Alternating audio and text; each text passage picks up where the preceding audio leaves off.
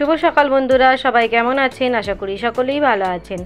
আমরাও ভালো আছি। মিন্টুস ওয়ার্ল্ড চ্যানেলে আপনাদের সবাইকে স্বাগত জানিয়ে শুরু করলাম আবার একটি নতুন ভিডিও। আর আজ হলো বৃহস্পতিবার, মেয়েকে স্কুলে দিয়ে এসে সোজা চলে এলাম ছাদে। এই গাছগুলো একবার না দেখলে যেন ভালোই লাগে না। কি ফুল ফুটবে দেখার জন্য চলে এসেছি ছাদে। একটাই জবা ফুল ফুটেছে, বাদবাকি কুঁড়ি হয়ে উঠেছে, কালকে ফুটবে মানে শুক্রবারে।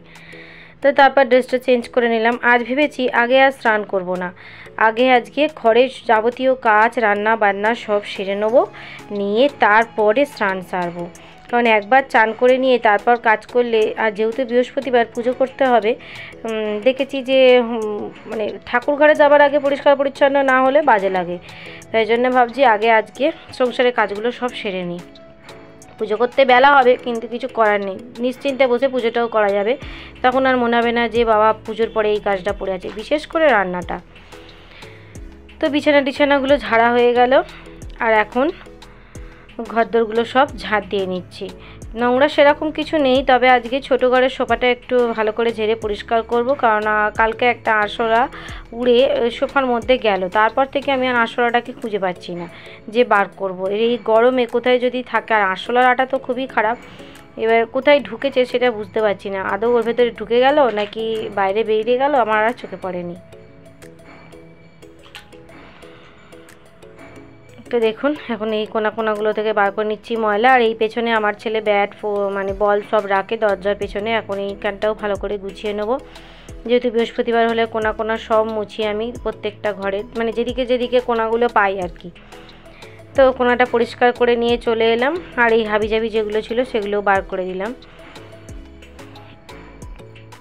আর এই ঘরে দেখুন, এই যে সোফার তলায় আমি কয়েকটা কাগজ রাখি, ছিঁড়া নাইটি পেতে রাখি, আর ওই যে কার্পেটটা আছে কার্পেটটাও সোফার তলায় রেখে দিই, মানে সিটের তলায় আর কি, সোফার তলায় নয়, কারণ এটা তো আর সোফা কাম বেড নয়।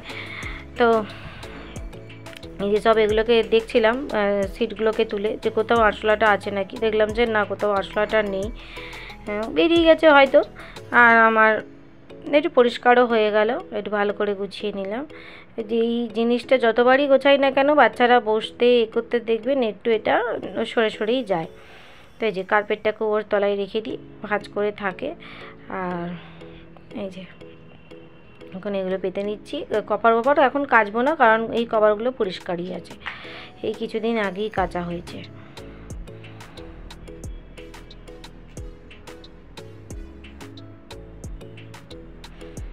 এত গরম পড়েছে বন্ধুরা যে কি বলবো, মানে পারা যাচ্ছে না। আমাদের এখানে তো আমাদের সব চারিদিকে ফ্ল্যাট গিজগিজ করছে না, গাছপালা বলতে গেলে নেই। মানে এত গরম, মানে ঘরদোর যেন সবসময় আগুনের গোলা ছুটছে। এই সকালের সমস্ত কাজ সারা হয়ে গেলে, রান্নাবান্না করে যখন রূপুকে স্কুল থেকে নিয়ে চলে আসি, তখন ওই চারিদিকের পর্দাগুলো টেনে দিই। আবার সেই সন্ধে হলে পর্দাগুলো খুলি। মশা ঢোকে প্রচণ্ড, কিন্তু তবু হাওয়া তো ঢোকে। আর এই দুপুরবেলাটা যেন খুব কষ্ট হয়ে যায়। শুয়ে থাকবো তো, সারা পাখা চালায় মনে হয় যেন সারা ঘরে আগুনের গোলা ছুটছে।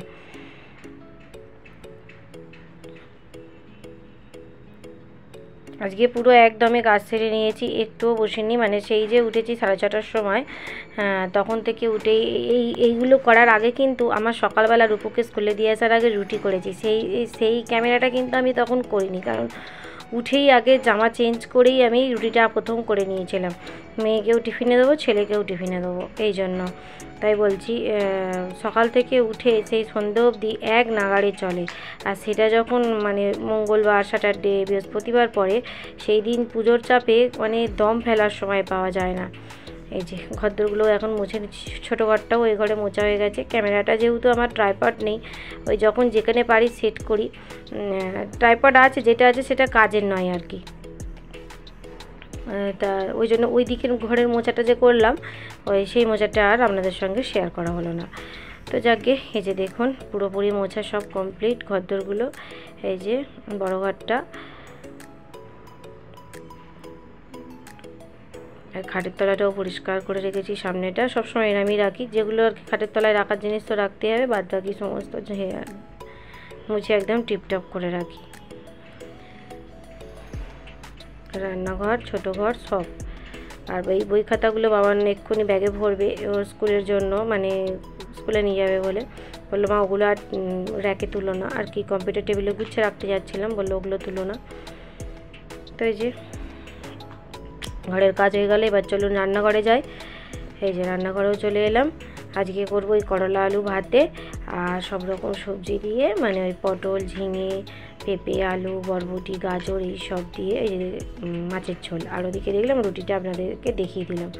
রূপকে স্কুলে দিয়ে আসার আগে, মানে উঠে ঘুম থেকে উঠে চৌকাটে জল দিয়েই জামা ছেড়েই প্রথম কাজ করেছিলাম রুটি করা, রুটি তরকারি করা। তো ওইটা আপনাদের সঙ্গে একটু দেখিয়ে দিলাম। তখন আর কিন্তু আমি ক্যামেরা অন করিনি। এই যে মাছের ঝোল হয়ে গেল। এই গরমে আসলে সেরকম করে কিছু খেতেই ইচ্ছা করছে না। ওরা তো খালি বলে ভাত খেয়ে যেতে ইচ্ছা করে না, কিন্তু না খেয়ে গেলে খেয়েই বা যাবে কি বন্ধুরা? স্কুল করবে সেই 5টা অবধি, পেটে দুটো ভাত না থাকলে হয়। আর টিফিনও এই দিয়ে দেবো রুটি, যতটা পারবে খাবে। এই যে ওকেও দিয়ে দিচ্ছি, ও চানে ঢুকেছে এখন। ভাত বেড়ে দিলাম, দিয়ে এবার বাবানের টিফিনটা তুলবো, ওরা ততক্ষণ খাক। এই যে বাবানকে বললাম তুই খেয়ে দিয়ে ড্রেস ফ্রেস পরে রেডি হ, আমি তার মধ্যে তোর টিফিন তুলে স্নান সেরে আসছি।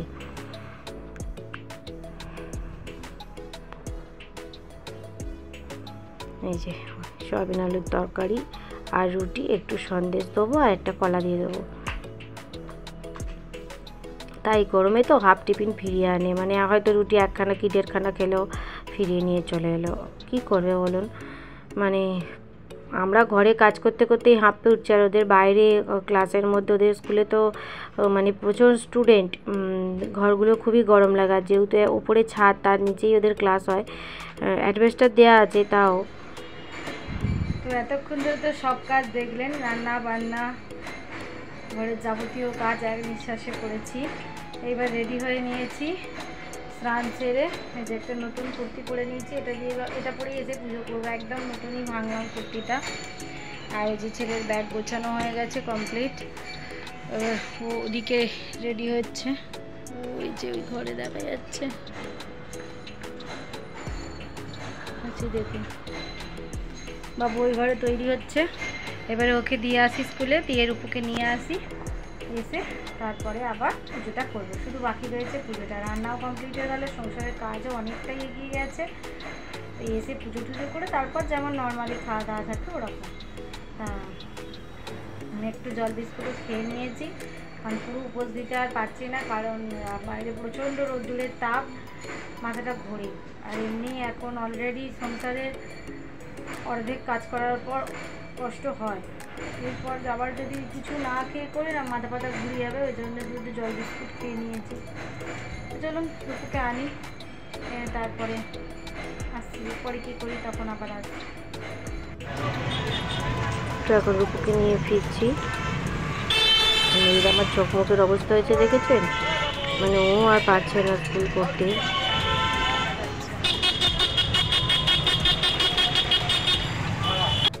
উফ বন্ধুরা, বাইরে একবারে ঝলসে যাচ্ছে এখনের গোলা, অবস্থা খুব খারাপ।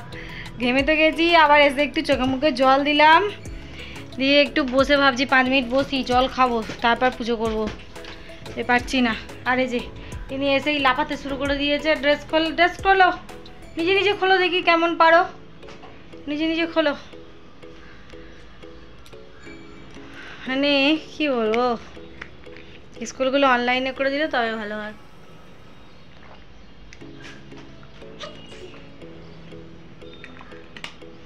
বলছে তো হবে, দেখা যাক, অনলাইনে হলে খুব ভালো হয়। পারা যাচ্ছে না, এত গরম এত গরম। চলুন এরপর পুজো তো চলে এলাম পুজো করতে। এই যে আমার মা লক্ষ্মীর মুখটা দেখুন কীরকম হয়ে আছে।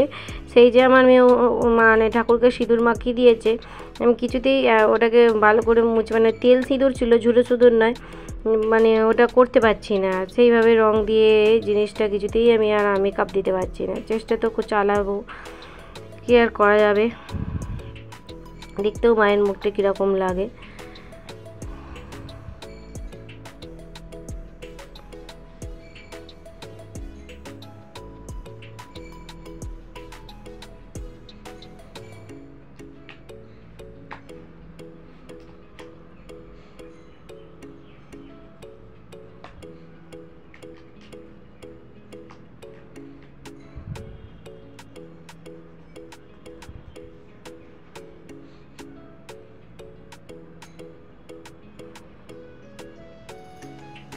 যে সেদিনকে যে রামতলায় গেছিলাম, গোপুসোনাকে একটা নতুন ড্রেস গোপুসোনার জন্য এনেছিলাম। ওখানে না গোপালের মানে প্রচুর ড্রেস বিক্রি হয়, তোমার ওই শ্রুতির জামাগুলো বিশেষ করে ভালো পাওয়া যায়, তাই এনেছিলাম, ওটাই পরিয়ে দিয়েছি। কত শেয়ার করব, ক্যামেরা সবসময় অন করতে পারছি না, তাই যা এক হাতে ক্যামেরা নিয়ে এক হাতে যতটুকু পারছি আপনাদের সঙ্গে শেয়ার করছি। আর এই যে গরমে যেমন পাচ্ছি তেমন পুজো দিচ্ছি। আর এইবেলা পাঁচালিটা পরবো না, ওই সন্ধ্যেবেলা সন্ধ্যে দেওয়ার সময় পরবো, সন্ধ্যে দিতে দিতে, কারণ পাঁচালিটা আমার মুখস্থই থাকে, এই গান গাইতে গাইতে এখন পুজোটা করে দিচ্ছি।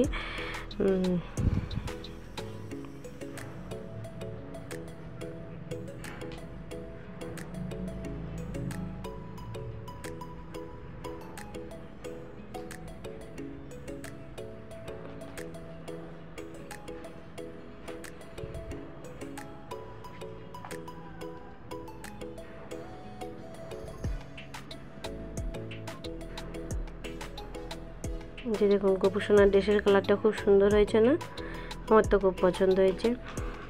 তাই ভাবি সেই সকাল 6:30 থেকে উঠে সন্ধ্যে 6:30 অবধি কিন্তু বন্ধুরা একদমই নিঃশ্বাস ফেলার সময় পায় না। ওই বিকেলে একটু গাছে জল দিতে উঠি, তখন একটু ছাদে দুবার পায়চারি করি, ওইটুকুই, মানে কাজ চলতেই থাকে দম ফেলে। এই পচা গরমে যে কীভাবে কাজগুলো করি মানে কি বলবো। জানি আমরা রোগা সোগা মানুষ, সেরকম ভারী শরীর নয় যে খুব হাইফাই হবে, কিন্তু তাও দেখবেন গরমটা যে তুলনায় পড়েছে সব মানুষেরই কষ্ট হচ্ছে, মানে কিরম যেন একটা বিটকুটে টাইপের, মানে সবসময় যেন শরীরে জ্বালা করছে। এখন সমস্ত ঠাকুরকে সিঙ্গার দিয়ে দিচ্ছি।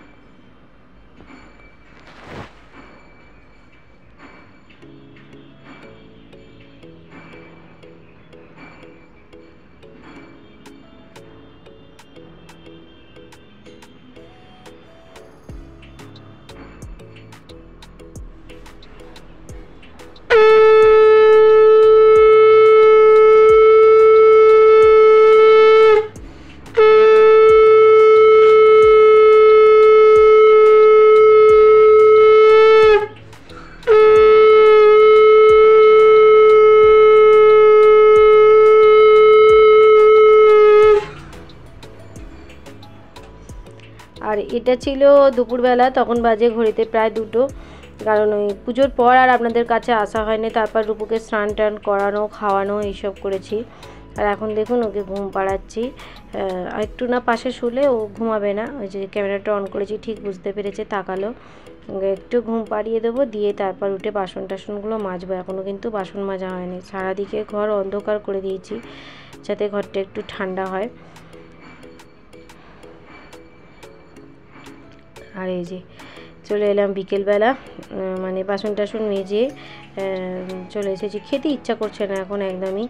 তারপরে চলে এসেছি, রূপুরা উঠে পড়লো, বাবানো এলো অনেকটা পরে। এটা ছাদে একটু পায়চারি করব, গাছে জল দেবো, দিয়ে ব্যাস।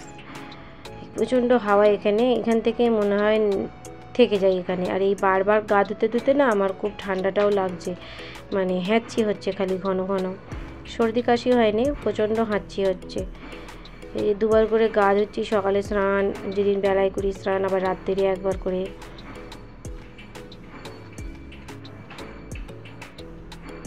এখন এই যে গাছে জলগুলো দিয়ে দিই। তাহলে বন্ধুরা আমার ভিডিওগুলো যদি আপনাদের ভালো লেগে থাকে তাহলে অবশ্যই আমার চ্যানেলটিকে একটি সাবস্ক্রাইব করে দেবেন। আর যারা অলরেডি এই কাজটা করেছেন তাদেরকে অসংখ্য ধন্যবাদ আর অনেক অনেক ভালোবাসা। আর আমার চ্যানেলে যদি কোনো নতুন বন্ধু হয়ে থাকেন তাহলে অবশ্যই আমার চ্যানেলটিকে সাবস্ক্রাইব করে দেবেন। দেখুন গাছগুলিতে প্রতিদিনই জল দেওয়া হয়, তাও মনে হয় যেন কতদিন এরা জল পায়নি, এমনভাবে শুকিয়ে যাচ্ছে। তাও এই দিকটা আছে বলে একটু হালকা ছাওয়া পড়ে 12টার পর থেকে এই ধারের সাইডটা।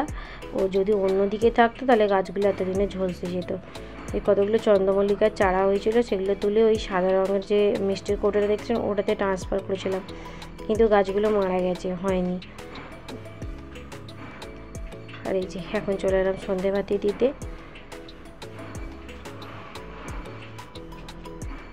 যেহেতু গা ধুয়েই ছাদে উঠেছিলাম ওই জন্য আর চেঞ্জ করলাম না। সন্ধ্যেটা দিয়ে দেওয়া হয়েছে। এবার একটু ধুনো দিয়ে দিচ্ছি ঘরেতে, দিয়ে তারপর একটু পাঁচালি করে নেবো, ব্যাস হয়ে গেল। তাহলে চলুন বন্ধুরা, আমার আজকের ভিডিওটা এই পর্যন্তই। সবাই ভালো থাকবেন, সুস্থ থাকবেন। দেখা হচ্ছে আবার একটি নেক্সট ব্লগে। নমস্কার, টাটা।